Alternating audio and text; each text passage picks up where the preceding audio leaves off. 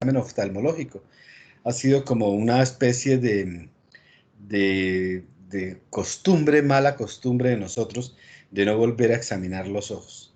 Sin embargo, ustedes ven que en los consultorios hay equipos para hacer exámenes de los ojos, pero nosotros, fondo de ojo, a pesar de que el paciente lo tiene indicado, por ejemplo, un paciente que tenga una cefalea, ¿sí? Y, y pensemos que tiene alguna lesión del sistema nervioso central, casi nadie le hace fondo de ojo, es llamativo esto, ¿sí? Incluso pacientes que tienen signos de hipertensión endocraniana, ¿sí? Clínicos, ¿no? Que están vomitando, que tienen cefalea, que, que tienen alteración del estado de la conciencia, etcétera, muchas veces no les hacemos fondo de ojo. Entonces, eso quiere decir que nos estamos saltando algunas cosas. Y cuando el paciente trae alguna lesión en los ojos, consulta por una conjuntivitis, por un cuerpo extraño, por un dolor, por un ojo rojo, pues, esto, tenemos problemas. Tenemos problemas porque yo pienso, ¿sí? Que es que no lo sabemos examinar, pienso yo. Y entonces uno se pone a pensar, pero ¿por qué no podemos examinar un ojo?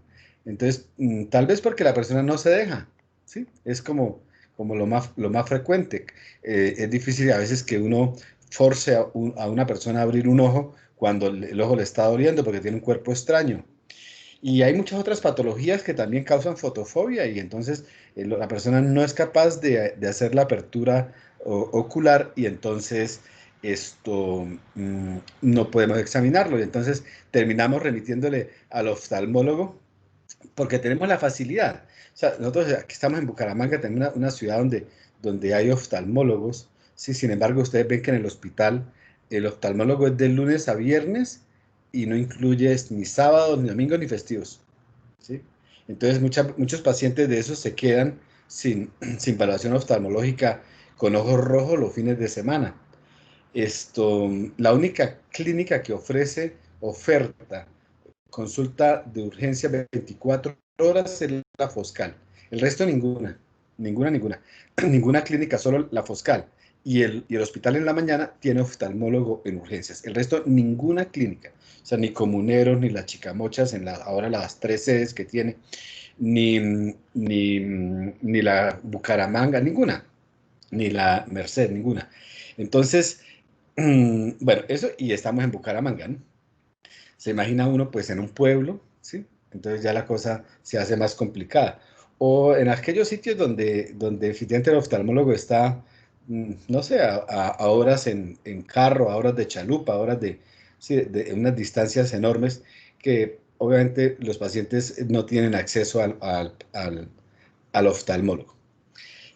Esta reflexión que estoy haciendo es porque lo que yo veo es que la gran mayoría de los diagnósticos, ¿sí? Y algunos de esos tratamientos de los ojos rojos le corresponden al médico general y puede darles buen tratamiento y la evolución puede ser buena. Y entonces lo que el médico tiene que mirar es como qué patologías se le salen a él de las manos y requieren una valoración urgente por el oftalmólogo. ¿Cuáles son esas patologías? Y e iniciar de pronto un trámite de revisión, pero con algún diagnóstico de mayor certeza. Lo que yo he visto y no quiero que se siga presentando es que todos los ojos rojos, dolorosos, los médicos los califican de glaucoma para referirlos directamente al oftalmólogo con un diagnóstico equivocado, pero con una excusa lógica, ¿sí? Un ojo rojo por un glaucoma, pues obvio. Pero resulta que cuando llega el oftalmólogo lo mira y encuentra que no, que esto no era un glaucoma, que era otra patología y probablemente una conjuntivitis. A veces un cuerpo extraño, ¿sí? A veces una laceración corneal. Entonces, nosotros nos quedamos cortos, creo que en el examen. Es el examen donde estamos fallando, el examen de los ojos. Entonces yo quisiera, primero antes de cualquier cosa, de hablar de algunas patologías del ojo, quisiera mostrarles esto, dos cosas que el médico general debe hacer cuando un paciente llega a un servicio de urgencias y tiene un ojo rojo. Lo primero que tiene que hacer es echarle anestésico tópico, unas gotas de alcaíne al ojo o a los ojos si son ambos ojos, ¿sí? Para que el paciente tenga confort y se deje examinar. Ese es el primer paso. Todos, 100%, todos los ojos rojos se tienen que examinar bajo anestesia tópica. Ese es lo primero. Entonces, eso va a facilitar que usted pueda ver bien el ojo, que lo pueda examinar y que el paciente colabore con el examen. Primer punto. Y el segundo punto es referente a esta parte donde ya me pusieron la diapositiva, donde está la córnea. Mire, este es un corte como sagital del globo ocular, y entonces vamos a empezar de adelante hacia atrás y vemos que está este tejido anterior que se llama córnea, ¿sí? Que es transparente, y detrás de ella encontramos la cámara anterior del ojo. Después encontramos el iris, este es el iris, encontramos el iris, y entre los dos iris, o sea, el iris es redondo, encontramos el hueco pupilar. Detrás del iris y obviamente del hueco pupilar está este espacio que es muy pequeño, que está comprendido entre el iris, la cara posterior del iris y el cristalino y la zónula, que corresponde a la cámara posterior del ojo. Aquí vemos el lente, el cristalino, que es el que nos hace la acomodación, ya sea que él se achate o que se engruese, dependiendo la luz que le entre al ojo, y esto nos va a hacer la refracción del ojo, del objeto y de la luz que está frente a nosotros. Detrás del cristalino, detrás del cuerpo ciliar, que es del músculo ciliar, ¿sí? Bueno, acá en el cuerpo ciliar se forma el humor acuoso, que es el que inicialmente pues invade la cámara posterior del ojo, migra por la pupila, atraviesa la pupila del ojo hacia la cámara anterior y se dirige hacia el ángulo, hacia la periferia de la cámara anterior, donde es el ángulo donde hay un sistema de drenaje, ¿sí? Que se conoce como el circuito o el orificio de Slem, donde se comunica este humor acuoso con la zona vascular venosa del ojo, y el líquido que se forma en esta zona entonces es eliminado, porque el líquido se forma en forma continua y es eliminado también en forma continua para que no exista un aumento de la presión del globo ocular. Cuando ese ángulo acá se estrecha o se daña, se estrecha y tapa ese sistema de drenaje, es cuando hay hipertensión ocular, que se conoce como el nombre de glaucoma, habiendo pues dos patologías un poco diferentes, una crónica, que es el glaucoma crónica de ángulo abierto, que no corresponde a una consulta de urgencias, y la otra obviamente sí el glaucoma agudo de ángulo cerrado, que sí corresponde a una urgencia. Bueno, volvamos a este lado. Detrás del músculo ciliar y del cristalino está el humor vítreo. Entonces el humor vítreo es grande, ocupa pues gran cantidad del ojo y se extiende hasta la parte posterior, donde volvemos a encontrar la retina, la uvea y la uvea del ojo, ¿sí? Que son estas capas. Todo el ojo está cubierto por una capa que se conoce como esclera o esclerótica, ¿sí? Que es como su saco, que lo forma, que lo mantiene en su lugar. Y esas serían como las capas del ojo. En la parte más posterior está una zona que es donde se ve hay mayor cantidad de unas células que llaman bastones, que es donde uno ve más, ¿sí? Y esto se conoce como fóvea o como mácula, perdón. Y acá está la emergencia del nervio óptico convirtiéndose en retina, ¿sí? El sistema nervioso central se prolonga hasta el ojo para convertirse en retina, a través del nervio, y está el punto, pues, la papila del nervio óptico, con su excavación, que recuerden que la papila debe tener un borde perfecto, que uno lo pueda delimitar como un botoncito, y que tiene una excavación central que nunca debe superar la mitad del diámetro. Y entonces papilas de 0,5 como límite superior, papilas menores que es hacia la normalidad, como entre 0,3 y 0,5 del diámetro total, y las papilas grandes excavadas de los glaucomas crónicos de ángulo abierto. Entonces, que son ya patologías por hipertensión ocular.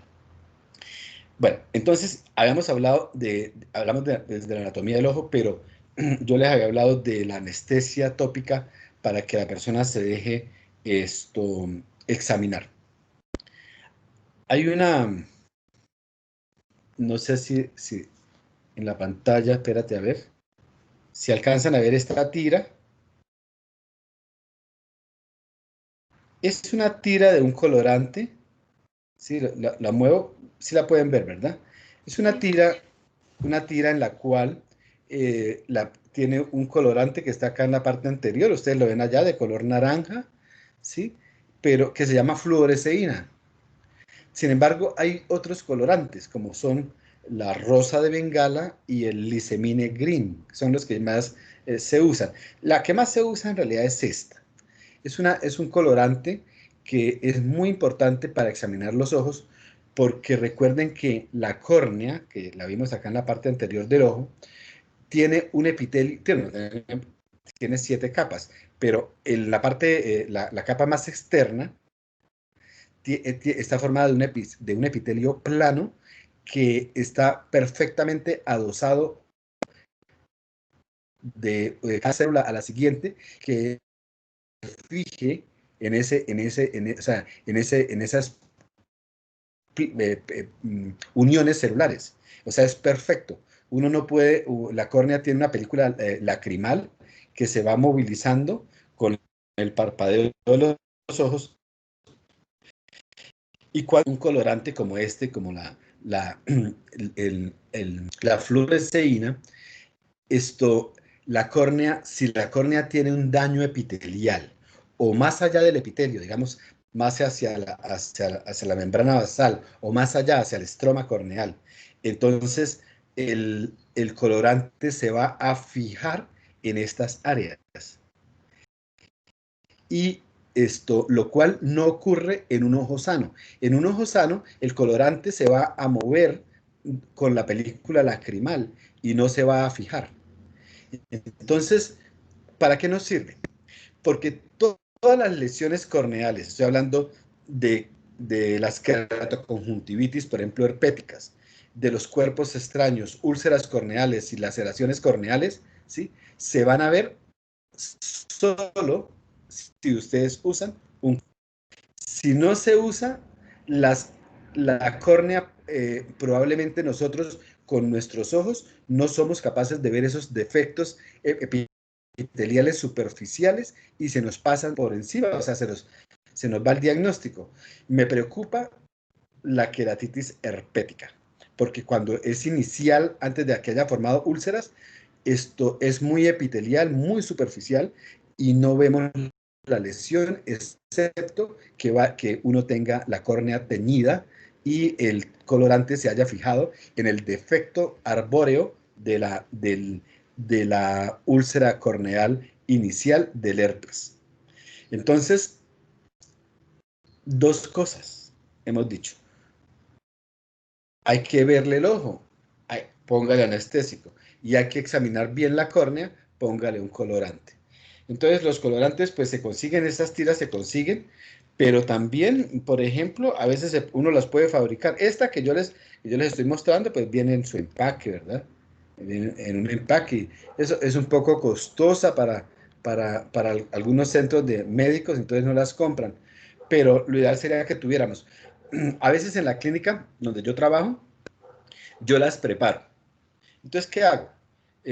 Me consiguen la ampolla de fluoresceína, la fluoresceína es un colorante que se usa en la medicina para hacer angiografías fluoresceínicas para los ojos, ¿sí? Para ver esas imágenes que ustedes ven como color naranja de los fondos del ojo, ¿sí? Y que permite hacerle contrastes, ¿sí? Al fondo de ojo, y que se usan para algunas patologías de la retina. Es una ampolla, ¿sí? Y para uso intravenoso, es un medio de contraste.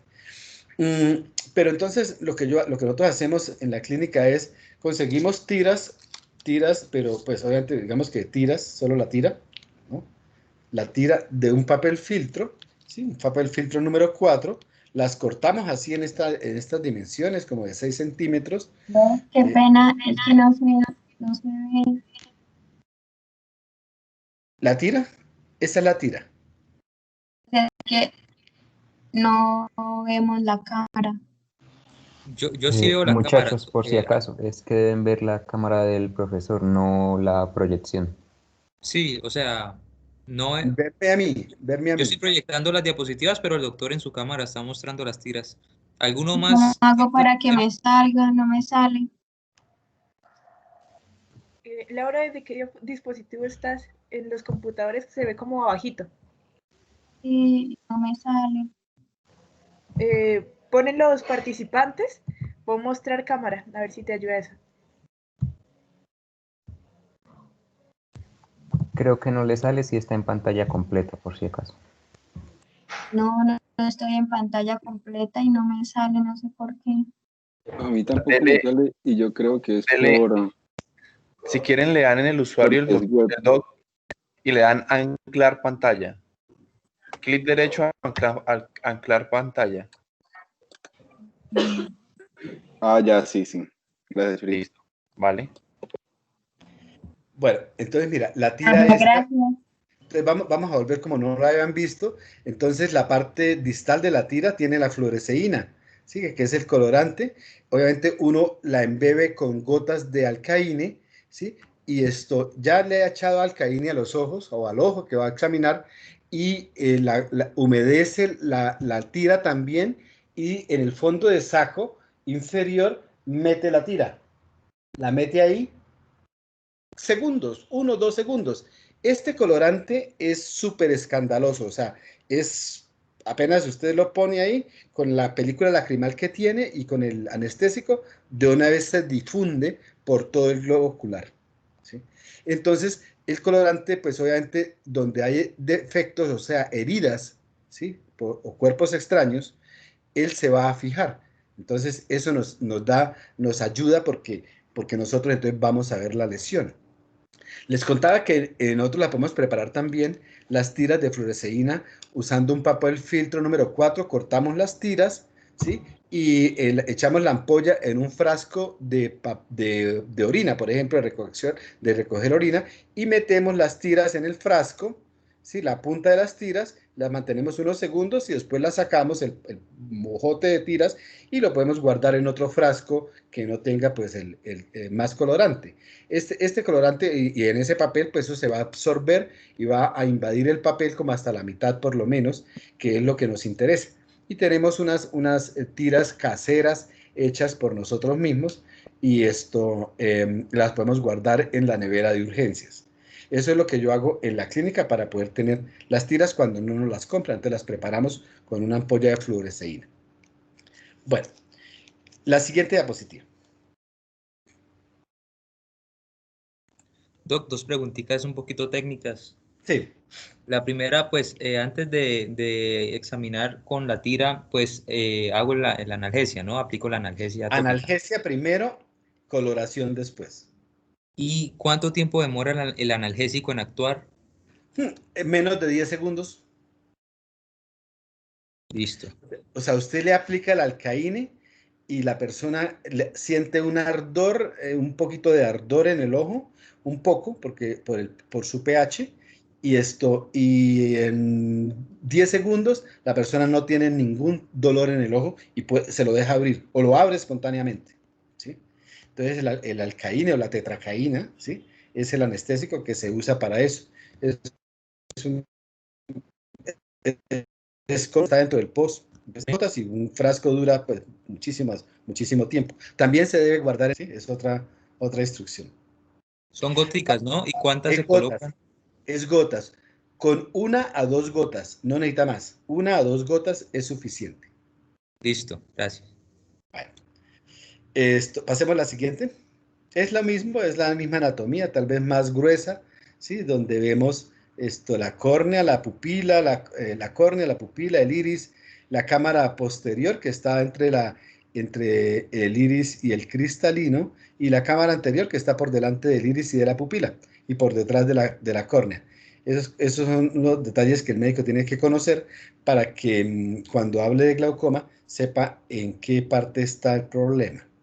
Atrás pues está el humor vítreo, la mácula, que es la zona menos vascularizada del ojo, de la retina, en la cual hay mayor número de bastones y vemos mejor por ahí el nervio óptico. Pasemos a la siguiente. Bueno, entonces vamos a entrar a algunas patologías que son las comunes. Son 4 o 5 patologías las que el médico general debe, del ojo rojo, ¿no?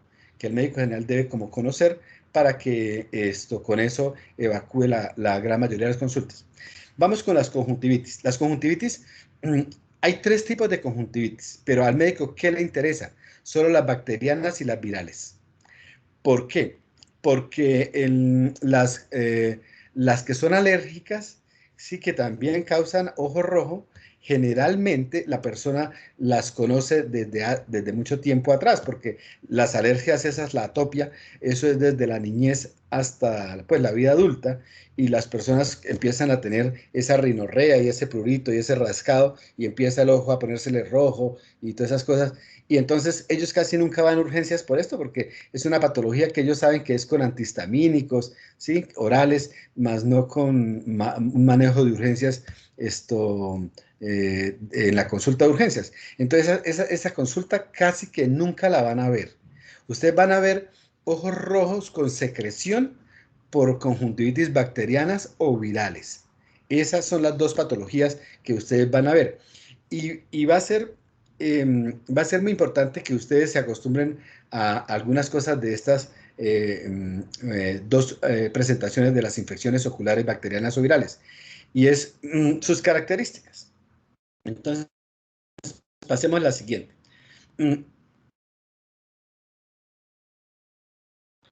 Con respecto a las conjuntivitis bacterianas, la conjuntivitis suele empezar por uno de los 2 ojos, pero frecuentemente le da a los 2 ojos, porque uno mismo se contamina con las manos, con los pañuelos, etcétera, se contamina el otro ojo y termina haciendo conjuntivitis en forma bilateral, pero suele iniciar en forma unilateral. Entonces, si ustedes ven que una persona tiene un ojo rojo bilateral, casi que la única patología, ¿sí?, son las conjuntivitis. Las conjuntivitis ya sean bacterianas o sean virales, o las alérgicas, pero las alérgicas no van a ir a la consulta. Las que van a ir a la consulta son las bacterianas y virales, y hay una 4ª conjuntivitis o queratitis, que es la actínica de aquellas personas que hacen soldadura, ¿sí?, y que no usan la careta de protección. Entonces también hacen queratoconjuntivitis bilateral. Pero es una patología como muy ocupacional, ¿sí? Y con esta patología en los servicios de urgencias. La que ustedes sí van a ver son las bacterianas y las virales, y en el año rural son muy, muy importantes porque son epidémicas. Entonces, en general, la persona refiere que en su núcleo familiar, su hermano, su papá, su mamá, etcétera, alguien tiene conjuntivitis o tiene también un ojo chino, un ojo rojo, como lo quieran llamar. Y entonces, ese nexo epidemiológico lo hace pensar en conjuntivitis. Solo el hecho de que a una persona le diga, es que en mi casa también mi hermano tiene eso, o mi papá, etcétera, piense de una vez en conjuntivitis, porque es una enfermedad que se contagió de otra persona, ¿sí? No puede ser un glaucoma, ¿sí? No es contagioso, no le puede dar a todos los miembros de una casa. no dan los dos ojos, dan un solo ojo. Entonces, el simple hecho de que una persona tenga ardor ocular, molestia, secreción ocular, y esta sea purulenta, ¿sí? Y tenga fotofobia y picor en el ojo, esto el paciente debe tener una conjuntivitis. Obviamente, habrá que descartarle con la fluoresceína si no tiene una lesión corneal. ¿Listo? En este caso, las conjuntivitis bacterianas generalmente no producen lesiones corneales, ¿sí? Son patologías que muchas veces son hasta autolimitadas, pero se les puede ayudar con un tratamiento antibiótico. Los estafilococos, el estafilococo aureus es el más frecuente, el Streptococcus pneumoniae, el Haemophilus, la clamidia y la Neisseria. Son como las más frecuentes de las conjuntivitis bacterianas. Tal vez el primero es el grueso, todas están acá en el estafilococo aureus, el grueso de las infecciones. Habrá otros, ¿no? La siguiente. Entonces, ¿cómo se comporta? Pues tienen hiperemia y edema conjuntival. Entonces, una persona que ustedes le van a ver el ojo rojo, y el ojo rojo difusamente rojo, porque hay ojos rojos localizados, ¿sí? Que no son conjuntivitis. Serán otra cosa, serán un sangrado, ¿sí? Será ¿sí? Un sangrado subconjuntival, será una uveitis localizada, como, ¿sí? Pero no un ojo rojo, el ojo rojo difuso, o sea que incluye la conjuntiva que cubre el globo ocular, que se llama conjuntiva vulvar, y se extiende hacia la conjuntiva del tarso superior o del tarso inferior del ojo, o sea, los párpados. Ese ojo rojo difuso, la conjuntiva difusamente comprometida, corresponde a las bacterianas, a las conjuntivitis. Y entre estas, la bacteriana, si la secreción del ojo es seropurulenta o francamente purulenta. Las personas que manejen con los ojos pegados, ¿sí? Llenos de lagañas, que cada rato tienen los ojos que dicen tienen pichas en los ojos, esas conjuntivitis son bacterianas. Se caracterizan por esa formación de material purulento. Algunas conjuntivitis se acompañan de hemorragia subconjuntival. Entonces ustedes van a ver algunos sangrados así localizados, ¿sí? Debajo de la conjuntiva, porque producen alguna ruptura de estos vasos, y el vaso, pues entonces la sangre hace un escándalo allá en el ojo y va a haber unas manchas rojas de color vino, ¿sí? En la conjuntiva. Suelen tener fotofobia. Algunos tienen adenopatías preauriculares, ¿sí? En esta zona tienen adenopatías, y la persona se queja de como una sensación de arenilla en el ojo, y que se tiene que estar limpiando para poder ver bien, porque tiene como una lagaña enfrente que se mueve, etcétera, pero apenas se limpia el ojo, ve bien. O sea, la agudeza visual está conservada. Es muy, muy importante este dato. Agudeza visual conservada, o sea, la persona se limpia el ojo y queda bien, o sea, ve normal. Ese es un dato muy importante. Pasemos a la siguiente. Bueno, ahí hay no es la mejor foto porque no tiene tanto pus, o sea, no le veo, pero bueno, lo que quería mostrar era que era un ojo rojo difusamente en rojo, o sea. Bueno, ahora vienen las conjuntivitis virales, que son parecidas, o sea, la clínica va a ser más o menos la misma. Son sensación de arenilla, ojo rojo global, puede ser bilateral, puede tener también hemorragia subconjuntival, incluso tienen más hemorragia subconjuntival las virales que las bacterianas. Pero la secreción del ojo es serosa, es como si uno estuviera llorando, entonces es una secreción ahí frecuente, cansona, como de lagrimeo, es esa, pero no forma pus. Entonces, esa secreción serosa es la que acompaña a las conjuntivitis virales. La agudeza visual está conservada, o sea, la persona ve igual que como veía antes de esa enfermedad. Y el compromiso de la córnea, esto puede ser a veces presente cuando el virus involucrado es el herpes simple. Entonces, es como una diferencia donde habrá que buscar con la fluoresceína si la persona tiene una conjuntivitis herpética. Ahorita les muestro una foto de esto. La siguiente.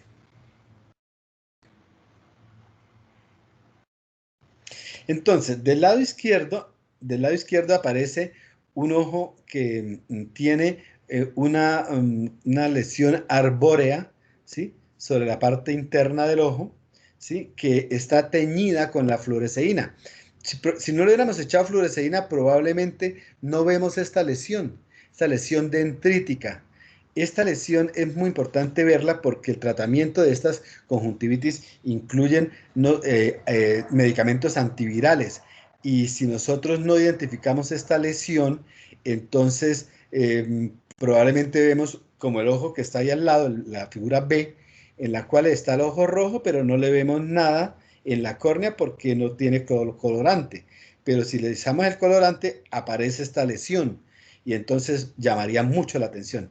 Esta lesión se ve mejor cuando ustedes con el oftalmoscopio usan la luz esa aneritra, la luz verde, ¿sí? Del oftalmoscopio, hace fluorecer muy bien la fluoresceína, ¿sí? Y la imagen se hace más fácil de ver. Entonces, usando la luz esa aneritra del oftalmoscopio. El médico al ver esta lesión, obviamente tiene que llamarle la atención, porque mira que si la lesión invade el eje visual, donde está aquí en el centro de la pupila, invade el eje visual, al cicatrizar esta lesión, muchas veces deja una cicatriz en la córnea que se llama leucoma corneal. Y el leucoma corneal es una cicatriz, es una mancha blanca en la córnea que hace que el medio transparente natural de la córnea se vea dañado y entonces la persona va a ver una mancha permanente en la córnea. Suele suceder cuando dejamos avanzar una queratoconjuntivitis herpética. Entonces, lo ideal sería que el médico se diera cuenta, ya sea para iniciar el tratamiento y para diferirla al oftalmólogo, porque si la confunde con una conjuntivitis viral no herpética, entonces la enfermedad va a progresar y probablemente le deje una lesión definitiva en la córnea, que se conoce como leucoma, que en algunos casos, cuando está en el eje visual, requiere hasta de trasplante de córnea. Entonces, miren lo importante de hacer un diagnóstico temprano y adecuado de un paciente que tiene un ojo rojo, que le arde, que tiene lacrimeo, etcétera, pero que cuando se le echa la fluoresceína, le aparece esta lesión dendrítica en el ojo. Y entonces le llama la atención. Cuando no es herpética, como la figura que está a la derecha, entonces, a pesar de que se le eche el colorante, no va a teñir y se le va a ver un ojo rojo, pero la córnea se ve perfecta con su transparencia natural. La siguiente. Doc, una preguntita rápida. Sí. Digamos, en el caso de una conjuntivitis herpética, pues adicional a este examen, digamos, el paciente puede llegar a tener vesículas palpebrales, de pronto adenopatías. Yo quería saber si de pronto hay alguna pista en la historia clínica que me haga pensar sobre herpes o realmente es más como por el examen con fluoresceína. Mire, hay varios herpes, recuerden. Sí, el herpes simple no suele dejar vesículas en la parte externa. El herpes zóster sí, pero el herpes zóster aunque sí causa queratoconjuntivitis, tiene menos trofismo sobre el ojo, ¿sí? Y entonces uno sí ve lesiones que siguen el nervio oftálmico, ¿sí? La rama del trigémino, ¿verdad? Y empiezan a tener lesiones acá en esta zona y en el párpado, ¿sí? Pero el herpes simple no. El herpes simple usted solo va a tener un ojo que es doloroso, que es rojo, que tiene secreción, ¿sí? Ocular y que tiene una hiperemia difusa. Y que si la lesión es muy temprana, o sea, muy reciente, o de un día, por ejemplo, evolución, usted no le va a ver esas dendritas o sea, esa dendrita lo que está marcando es que el epitelio se dañó y ahí se fijó un colorante. Eso es lo que estamos dibujando. Entonces, lo cual no estaría en la figura de la derecha porque la córnea se ve sana, compensada. Entonces, el herpes simple no suele hacer lesiones vesiculares. ¿Listo? Entonces, para que ustedes tengan presente eso. La siguiente.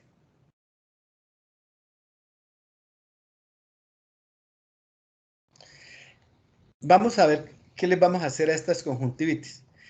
Es poco lo que se les puede hacer. Lo más importante es hacer el diagnóstico bien hecho.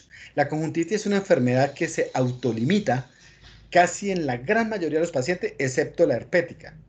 Entonces, se autolimita y los organismos, las enzimas estas que tienen las lágrimas y todo el sistema humoral local del ojo, es suficiente para controlarla. Obviamente se va a demorar varios días, una semana, por ejemplo. Entonces, habrá que darle algún tipo de confort al paciente y, por ejemplo, en las bacterianas, pues la limpieza ocular con solución salina, compresas o pañitos o, ¿cómo se llama? O gasas limpias embebidas en solución salina para estar limpiando frecuentemente el ojo es muy importante tanto para la bacteriana como para la viral. Colocar compresas frías también, sí, cuando tenemos aquellas cosas del polietilenglicol, aquel que se mete en la nevera y que uno se pone en los ojos. Hay unos parches oculares de frío, también ayudan a mejorar el síntoma, a disminuir el síntoma. Pero obviamente a las bacterianas les vamos a poner antibióticos. Entonces, en el post les voy a decir como un consejo. Está la gentamicina, que es un aminoglucósido, pero de verdad que la resistencia a la gentamicina es más o menos el 65%. Entonces, uno fracasa con ese antibiótico, que es el que está dentro del post. Entonces, aquí sí toca que la persona haga la inversión y use una quinolona, ¿sí? Puede usar tobramicina, por ejemplo, si no tiene, si puede comprar una aminoglucósido, o usa una quinolona, o una sulfacetamida, o usa ácido fucídico oftálmico, que es muy específico para los cocos gram positivos. Y entonces como la gran mayoría de las conjuntivitis son causadas por ellos, pues entonces les va bastante bien. Y se usa unas 2, vienen en un ungüento, es un poquito caro, tal vez 40,000, entre 40 y 50,000 pesos, y les va bastante bien. Entonces le echan en el fondo de saco inferior, le riegan una línea de este ungüento, y con eso es suficiente si lo ha aplicado 2 o 3 veces al día. Con las virales, pues no hay mucho que hacer. Entonces, en las virales se aconseja pues la limpieza, se aconseja las compresas frías, se aconsejan las lágrimas artificiales, le dan algo de confort al paciente. Y en la herpética, iniciar aciclovir tópico y remitir al oftalmólogo. O sea, es un ojo rojo que debe ir al oftalmólogo y no lo deben cubrir, porque lo que a veces uno ve es que el médico cubre el ojo y ese no se beneficia de ningún sistema de oclusión. Incluso pueden empeorar las conjuntivitis cuando se ocluyen. Entonces, las conjuntivitis tienen que ser con los ojos abiertos, ¿sí? Que le molesta, sí, pero es mejor el ojo abierto drenando que un ojo ocluido coleccionando. Entonces, no se deben ocluir, pero la herpética sí debe ir de urgencia al oftalmólogo. Obviamente uno le debe empezar el tratamiento. Con esto detiene la progresión de la enfermedad. El oftalmólogo probablemente le deje el mismo tratamiento, pero él va a ir más allá en el sentido que va con la lámpara de hendidura a ver qué profundidad tiene esa lesión. Si es superficial apenas epitelial o va más allá de la membrana basal y el estroma corneal, o francamente es una úlcera, ¿sí? Con riesgo de perforación, ¿sí? Entonces, eso es lo que necesitamos evitar, que un ojo se pierda, ¿sí? por un diagnóstico inapropiado y por no darle la oportunidad del acceso al oftalmólogo cuando de verdad se necesita, como en este caso. Las otras no requieren ir al oftalmólogo. Entonces, en un año rural ustedes pueden manejar todas las conjuntivitis en el pueblo, excepto la herpética. Las demás, todas. Y por favor no roten antibióticos, usen uno que más o menos sirva, no usen gentamicina, usen otro. Y no roten, porque a veces el paciente vuelve al día siguiente, entonces le ponen otro, al día siguiente y le ponen otro. En últimas, no, en últimas, recuerden que hasta autolimitadas son y podrían hasta mejorar sin el antibiótico. Entonces, rotar antibióticos es como una costumbre que tenemos, pero no es como muy buena. La siguiente. Doc, qué pena, una cosita. De las quinolonas, ¿cuál es, digamos, más accesible? ¿Cuál es mejor entre, digamos, moxi, gatifloxacina, ciprofloxacina? La cipro es más barata. Es ¿Sí? más barato. Sí, la moxifloxacina, la cipro se consigue en todas partes, ¿no? La moxifloxacina se consigue menos, pero también tiene menos resistencia. Sería como otro tópico, ¿no? Ah, listo, Doc. Y digamos, normalmente son autolimitadas, entre 7 y 10 días el paciente le va bien. Entonces, digamos, uno le puede dar el antibiótico inicial y lo puede citar a la semana o más o menos. Sí, o darle instrucciones de reconsultar por cosas de alarma, ¿no? Así que usted vea que dolor intratable, ¿verdad? Que eso haría sospechar otra lesión, ¿verdad? Sí, porque el dolor debe ceder con este tratamiento de limpieza, lágrimas artificiales, hielo, pues, frío local y el antibiótico en las bacterianas. En general es suficiente con eso y el médico le da instrucciones al paciente de reconsultar por excesivo dolor, por ejemplo, ¿sí? Y porque dolor y la secreción haya empeorado, eso podría ser como un motivo de reconsulta del paciente, pero no antes de 3 días. Yo pienso que antes de 3 días es la misma enfermedad. Ok, Doc. Y también sobre eso quería preguntar, ¿sería necesario darle algo para el dolor si el paciente se está quejando? Pueden tomar analgésicos, sí, de acuerdo, sí. No lo puse, pero sí está bien tomar analgésicos. Ok. La siguiente. Doctor, perdón, yo tenía una pregunta ahí, aprovechando que mi compañero estaba preguntando. Es en el contexto de, por ejemplo, como estamos hablando mucho del rural, entonces yo tengo, no sé, o sea, en qué momento yo podría sospechar de herpes en un contexto en el cual en mi primer nivel no haya fluoresceína y yo tampoco pueda hacer fluoresceína porque es un primer nivel. Sí la puedes hacer, pero ¿En un bueno, primer nivel hay? la pueden conseguir, si la farmacia del hospital puede conseguirla, mandarla a conseguir, claro. Pero bueno, Pensé. pero el dolor ocular del herpes hace la diferencia con la sensación de arenilla y molestia, ¿sí? de la conjuntivitis viral no herpética. El herpes duele, porque la córnea sí tiene altas terminaciones sensitivas. Entonces la córnea sí duele. Entonces todas las lesiones corneales son dolorosas. Entonces si la córnea está sana, como las otras conjuntivitis, el dolor no es el síntoma cardinal. Es el ojo rojo, la molestia, la sensación de arenilla sí, esas como los síntomas del paciente. Pero el dolor del ojo es en general en las conjuntivitis un mal presagio de que probablemente la conjuntivitis es una conjuntivitis que está complicada o que puede ser herpética. Bueno, Sí, señor, perfecto. Muchas gracias. aquí vemos un cuerpo extraño. Puse dos ojos con cuerpos extraños. ¿Por qué? Porque, bueno, la historia del cuerpo extraño sí es más fácil, porque es una persona que estaba bien y de pronto le sopló viento o arena y, bueno, y le cayó en el ojo y tiene ahora sensación de cuerpo extraño. O sea, la persona le hace el diagnóstico al médico. Dice, es que me cayó un mugre en el ojo. Así. Y entonces, ¿y usted estaba bien antes? Sí, es que no tenía nada, solo que sopló, que iba en una moto, etcétera, y me cayó el cuerpo extraño. ¿Sí? Entonces, o que miré hacia arriba y estaba cayendo tierra y todas esas cosas, y me cayó un cuerpo extraño en el ojo. O sea, es como algo muy característico. O sea, no tiene otra historia clínica, no hay nada más que inventar. O sea, la persona estaba bien y ahora tuvo la sensación de que le cayó un cuerpo extraño y ya, y eso es lo que él siente. Entonces, una sensación de cuerpo extraño en el ojo. Entonces, para hablar de los cuerpos extraños, yo les quiero decir lo siguiente. En general, más como el 70 y pico % de los cuerpos extraños están detrás del párpado superior, arriba, ¿sí?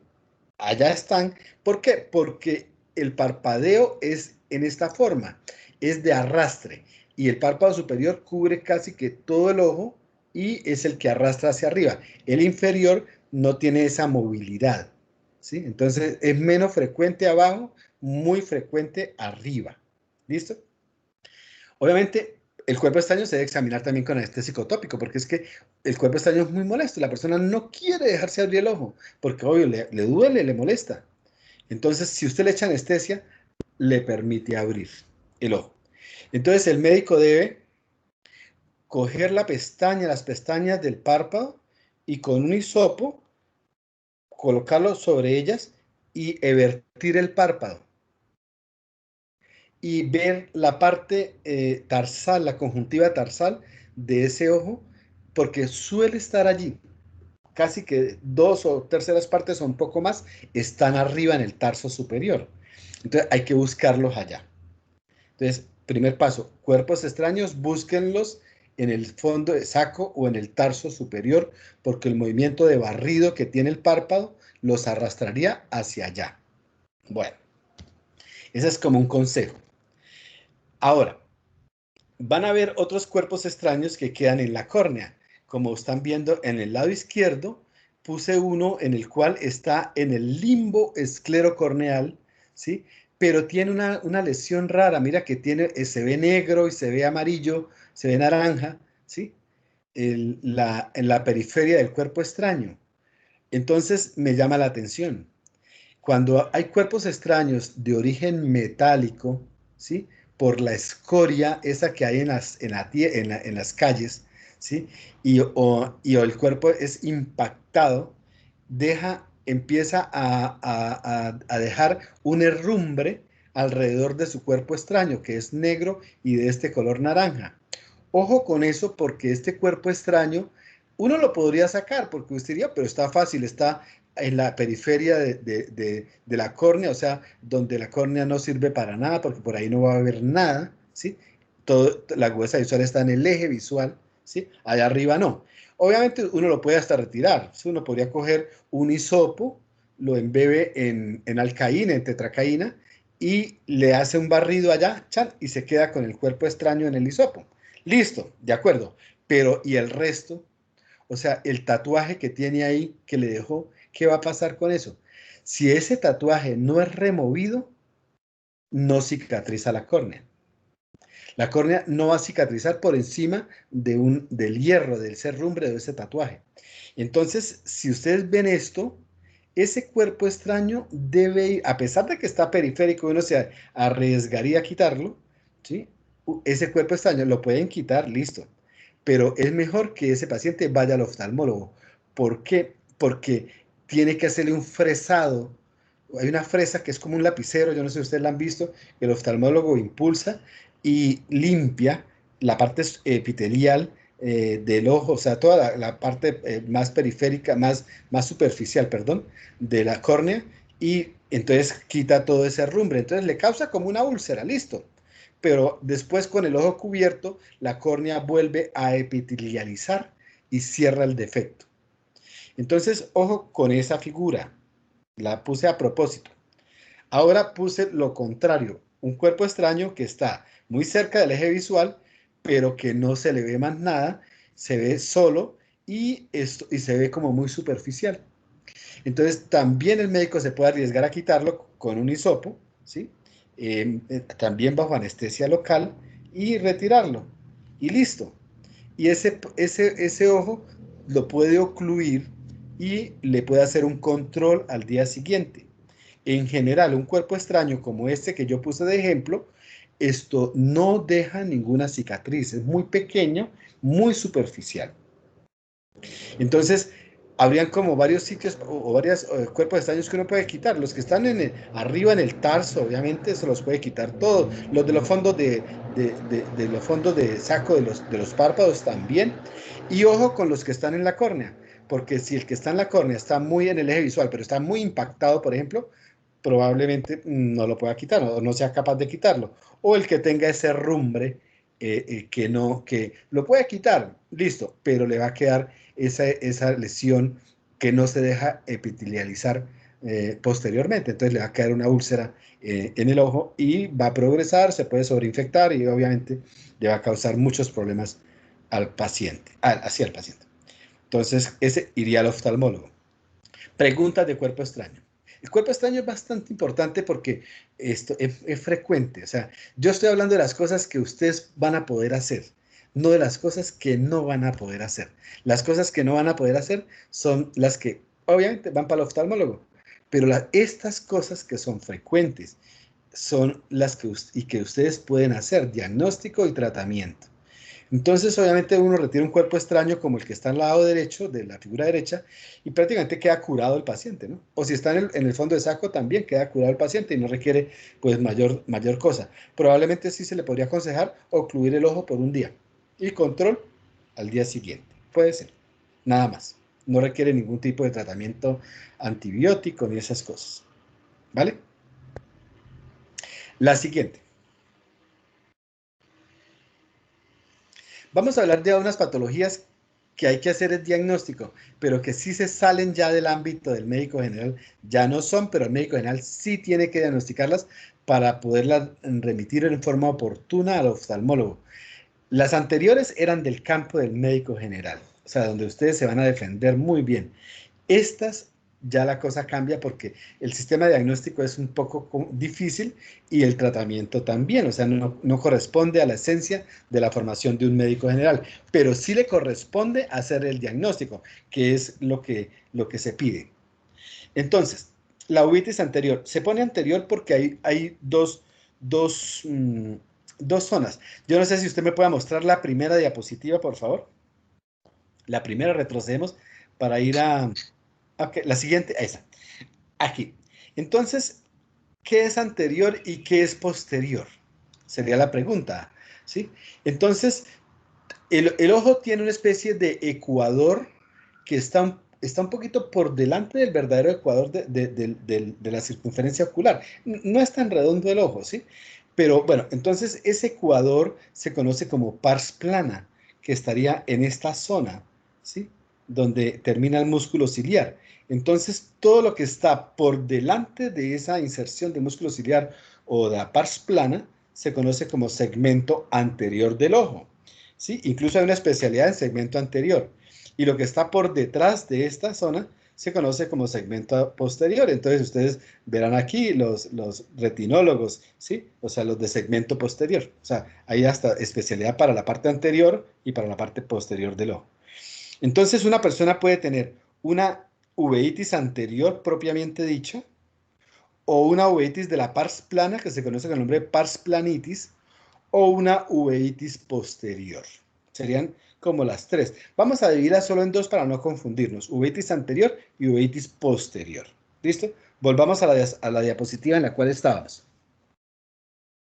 Doctor, ahí, perdón, una pregunta de cuerpo extraño. Sí.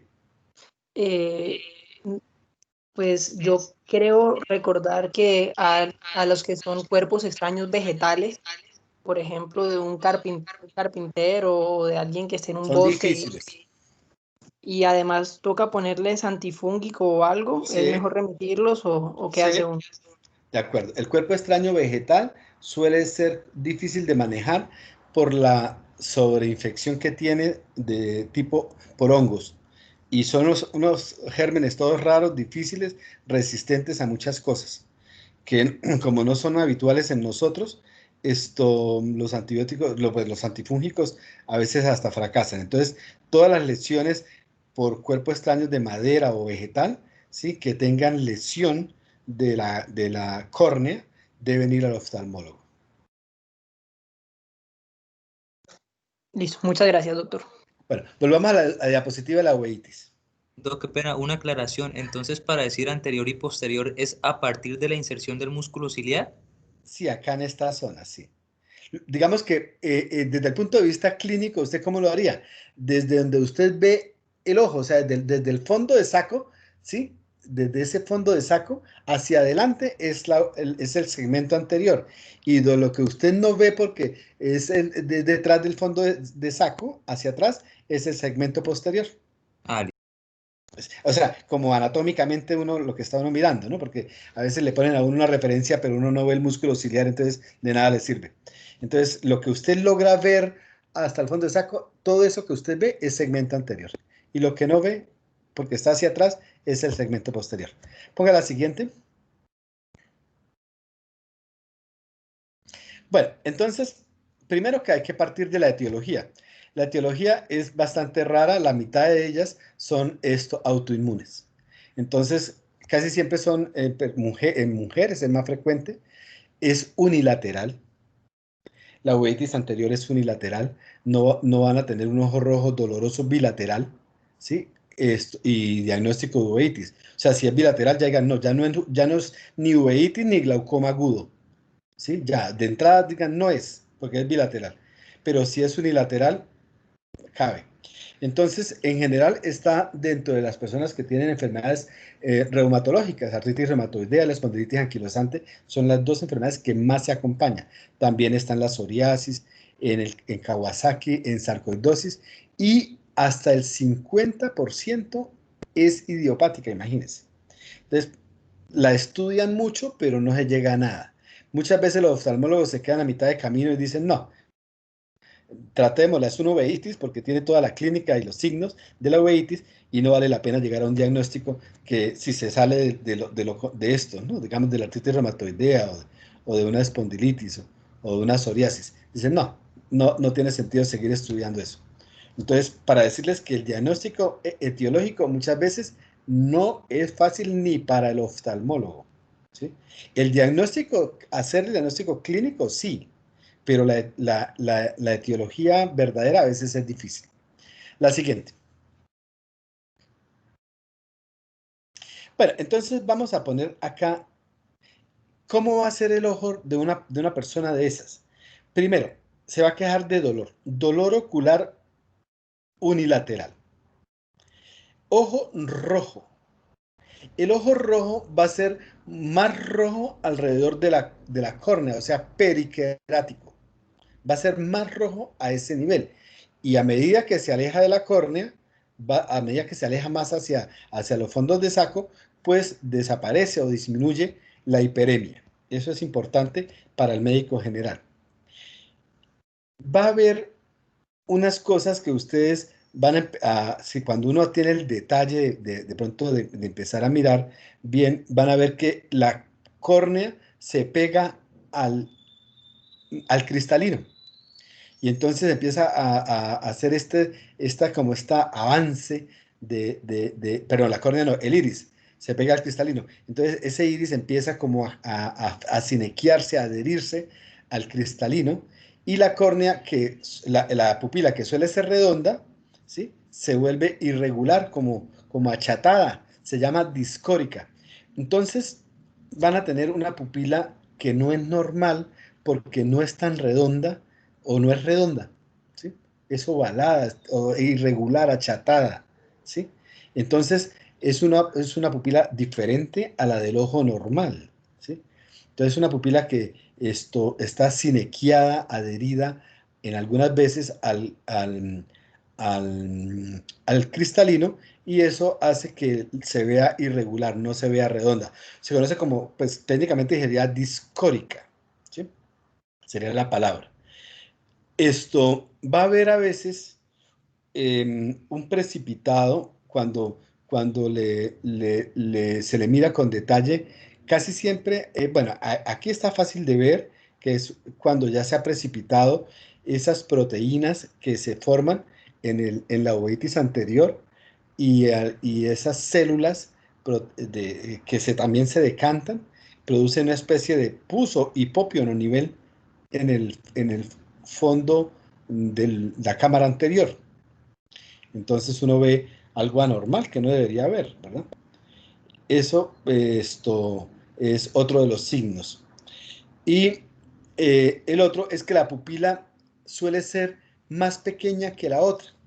O sea, en resumen, tenemos un paciente, puede ser más femenina, ¿no? Entonces, pongámosle, es una paciente que tiene un ojo rojo unilateral con una pupila alterada que está más pequeña que la del ojo normal, que la pupila no es redonda, sino que está irregular, discórica, que a veces el precipitado proteínico del humor acuoso y las células se decantan y forman este hipopion, ¿sí? Sí, pus en la cámara anterior. Entonces, esa es como la característica y es bastante doloroso. La córnea a veces se torna, como ustedes ven la figura más de la derecha, como ya empieza a descompensarse. En esta estaba como muy transparente, acá ya está más opaca, más opaca. Y entonces se ve una córnea opaca, ¿sí? Esto que daña pues la agudeza visual en el sentido de que va a tener una disminución o va a haber una opacidad de los medios de los medios, sí, cristalinos normales del ojo. Entonces, a veces la córnea entonces se vuelve opaca, o sea, se descompensa, se llama eso. Entonces, ese es como el cuadro clínico característico y el examen físico. Obviamente, la fluoresceína la aplican, pero la córnea no tiene lesión, ¿sí? No va a teñir con fluoresceína. Y si la agudeza visual está tumbada, va a ser muy poco, no mucho, comparativamente con el ojo bueno. Si tiene lentes, pues tocará usar los lentes para que hacer el examen con los lentes, ¿no? Para que sin los lentes a veces se puede uno equivocar más. La siguiente. Bueno, con respecto al tratamiento de esta enfermedad, para mí es del ámbito del oftalmólogo, ¿sí? Pero digamos que uno podría, si hace el diagnóstico, iniciar dexametasona tópica, darle analgésicos. Si tiene midriáticos, en el año rural sí probablemente no lo tengan, entonces, bueno, yo lo puse ahí por si lo tuviesen, darle midriáticos para tratar de romper esa sinequia y debe ir al oftalmólogo. Entonces, en resumen, es analgésicos, esteroides y si tiene midriáticos y va al oftalmólogo sí o sí como urgencia, ¿vale? Esta pues es una urgencia no de que si en ese día o esas horas no acude al oftalmólogo pues pierde el ojo, no, pero sí, si eso se deja progresar varios días, el asunto se puede complicar. Y a veces hacen endoftalmitis y obviamente el peligro de una endoftalmitis, ojo al balde, ¿no? Toca enuclearlos, etc. La siguiente. El glaucoma agudo de ángulo cerrado. Por favor, deben usar todos estos apellidos, porque ustedes ponen glaucoma y glaucoma hay cientos de glaucomas. Entonces, vamos a hablar del glaucoma agudo de ángulo cerrado, que es una patología que produce dolor y ojo rojo. Es una patología que se da en algunas personas que tienen algunas alteraciones anatómicas del ojo y el ángulo, el ángulo camerular de la cámara anterior se está estrecho y en algún momento, de pronto del sueño, cuando la pupila se dilata en la madrugada, se bloquea ese ángulo y el humor acuoso que normalmente necesita que el ángulo esté abierto porque es en el ángulo donde drena hacia la circulación general, entonces lo ve obstruido, entonces no puede drenar, entonces se sigue produciendo pero no se sigue eliminando el humor acuoso, ¿sí? Entonces la presión del globo ocular se va a aumentar y eso le va a causar severos problemas al ojo. Obviamente, clínicamente la persona va a tener dolor, ¿sí? Pero si esta presión sigue creciendo, y como es una presión exagerada, ¿no? Porque no es una presión, digamos, alrededor de 20, 21, que es lo normal, sino que es 40, es 50, ¿sí? Entonces, cuando esta presión excede, llega a esas cifras tan elevadas de hipertensión del globo ocular, eso repercute sobre algunas estructuras, y la más débil es el nervio óptico. Entonces daña el nervio óptico y el daño es irreversible. Entonces la persona pierde lo que, la esencia del ojo es ver. Entonces, si el nervio se pierde, pues deja de ver o ve menos, ¿sí? Entonces, pues es como si hubiera perdido parte o toda la funcionalidad del ojo. Entonces, por eso sí es muy importante que el médico haga el diagnóstico. Pásame la siguiente que no recuerdo, a ver si... Bueno, entonces, ¿qué va a tener el paciente clínicamente? Va a tener ojo rojo unilateral, dolor ocular. El ojo rojo es también periquerático como en la uveitis, o sea, más alrededor de la córnea, ¿sí? que hacia la periferia de la conjuntiva. Puede tener como esos síntomas de la migraña, de mareo, de náuseas, de cefalea, ¿sí? Que la describen en el ojo o hemicraniana a veces. Pero si uno ve una cefalea, así sea hemicraniana, pero el ojo está rojo, piense que es una patología de oftalmología, ¿no? No piense que es una migraña.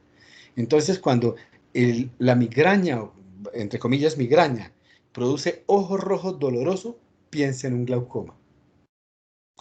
Es siempre unilateral. Le puede dar a los dos ojos, pero no el mismo día.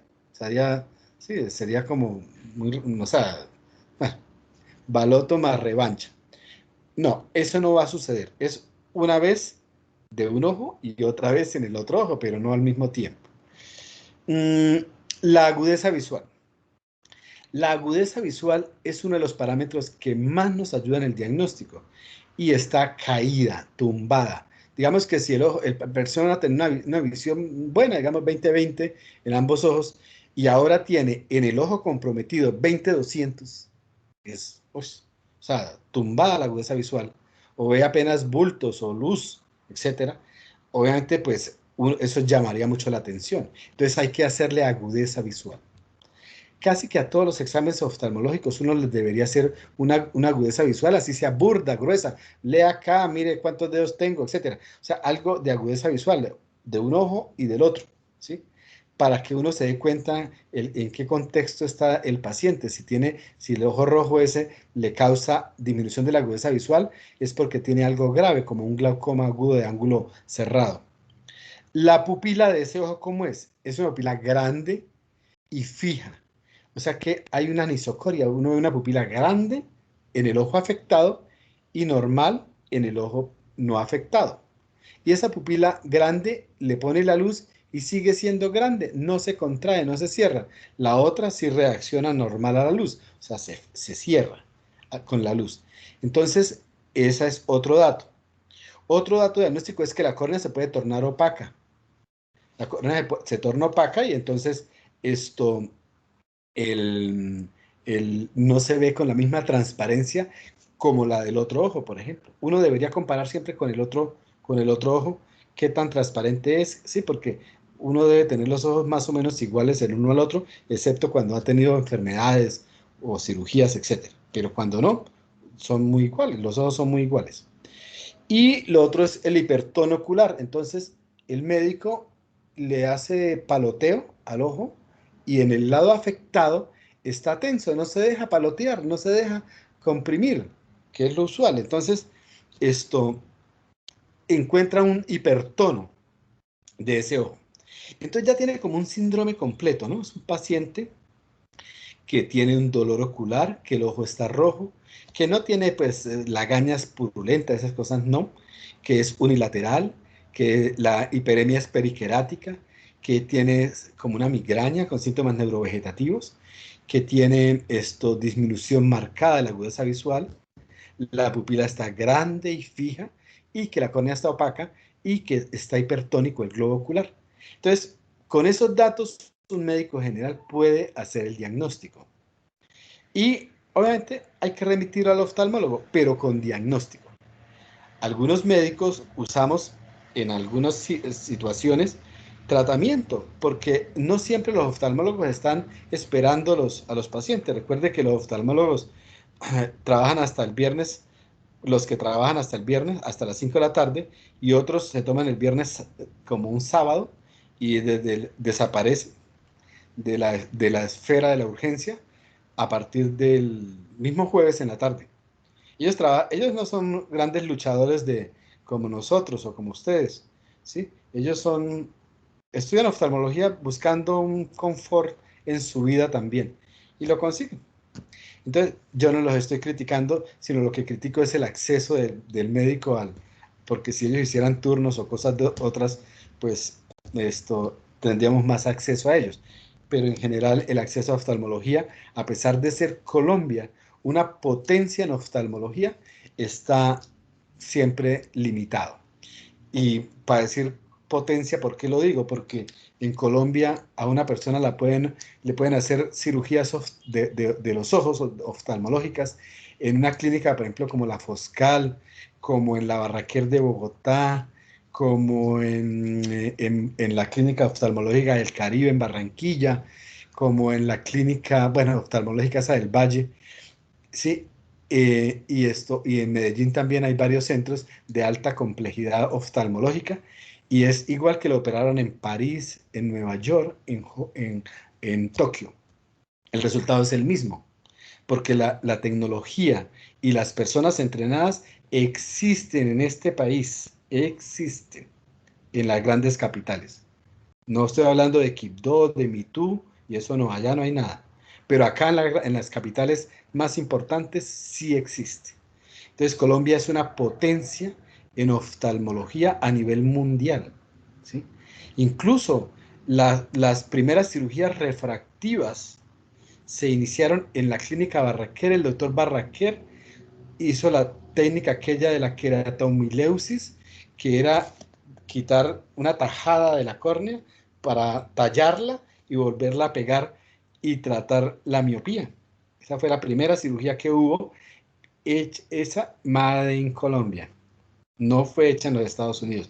Después la mejoraron, le hicieron cirugías radiadas, ahora es láser, etc. Pero los primeros, el pionero fue un médico, era español, pero vivía en Colombia y se había hecho en Colombia, el doctor Barraquer.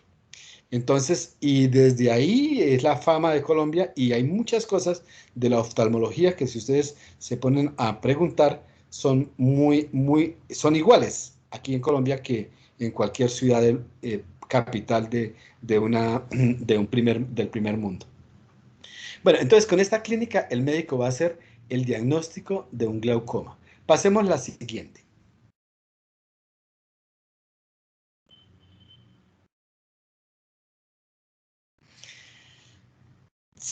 Digamos que el acceso al oftalmólogo está un poco limitado, pues recordar que el tratamiento siempre va a ser cirugía, ¿no? Una iridotomía con láser, por ejemplo, va a ser el tratamiento de ese paciente. Pero si el médico tiene betabloqueadores, maleato de timolol, por ejemplo, que es del POS y a veces está en los primeros niveles, podría iniciar una gota al día o cada 12 horas de maleato de timolol mientras llega al oftalmólogo. Podría usar un inhibidor de la anhidrasa carbónica, que también están dentro del POS, un diurético de este tipo, ¿sí? A veces se han usado diuréticos osmóticos en segundos niveles, como ¿cómo se llama? Manitor. Manitor, ¿sí? También hemos usado mióticos para cerrar la pupila, tratar de desbloquear el ángulo. Pero bueno, lo más usual es que el médico general debe hacer es hidratar al paciente, porque el vómito lo suele deshidratar muchas veces. Darle analgesia al paciente. Darle algo de confort, de disminución de la presión del globo ocular con betabloqueadores tópicos, gotas. si tiene inhibidores de la anhidrasa carbónica, puede darle, eso no le va a pasar nada al paciente con que usted una pastilla ahora se me están perdiendo los nombres, acetazolamida. Esto no le va a pasar nada y sí le va a disminuir la presión del globo ocular. Lo que se busca es, lo más pronto posible, disminuir esa presión del globo ocular para que el nervio óptico no se siga dañando. Eso es. Y obviamente ese paciente sí debe ir a una urgencia oftalmológica lo más temprano posible, regulado, ¿sí? O por el CRU. Sí, obviamente, pues aquí en Bucaramanga nosotros tenemos la ventaja de tener ese servicio las 24 horas del día en la Foscal. A veces hay una limitante y es el no convenio de entidades con la Foscal, ¿no? Que es un error a veces y entonces la urgencia queda veremos. Pero en general lo que se debe buscar es el oftalmólogo. La siguiente. Bueno, yo solo para mostrarle la pupila grande del lado izquierdo, ¿sí? Comparada con la del otro ojo. El ojo está rojo. Entonces era eso. La siguiente. Esa es la final, creo. Es para no olvidar. Del lado derecho puse un ojo teñido con fluoresceína, ¿verdad? Donde se está fijando aquí en la córnea. Y del otro lado, el anestésico. No olvidar el anestésico. Son como los dos pilares para hacer un mejor diagnóstico. Anestesiar el ojo y colorearlo. Serían las dos cosas para que uno pueda hacer diagnóstico de mejor precisión. Si tienen alguna pregunta.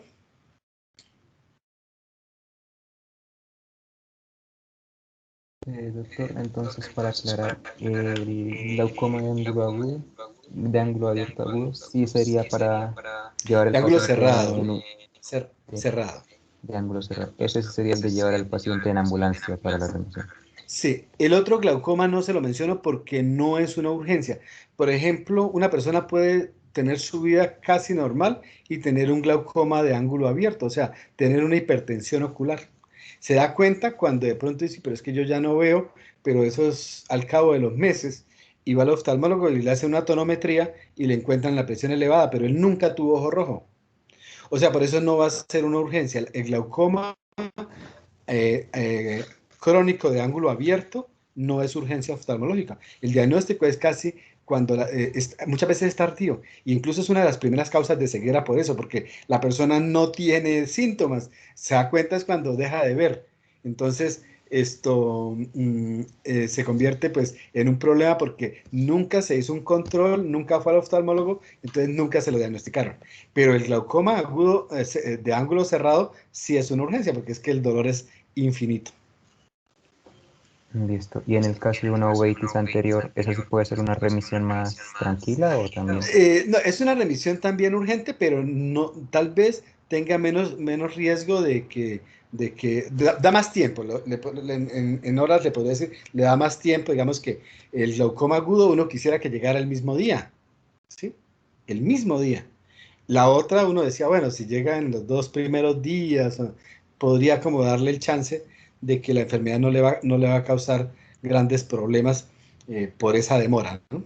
Pero también es una remisión urgente, porque es que no hay una consulta antes de urgencia que no sea en 24 o 48 horas, ¿no?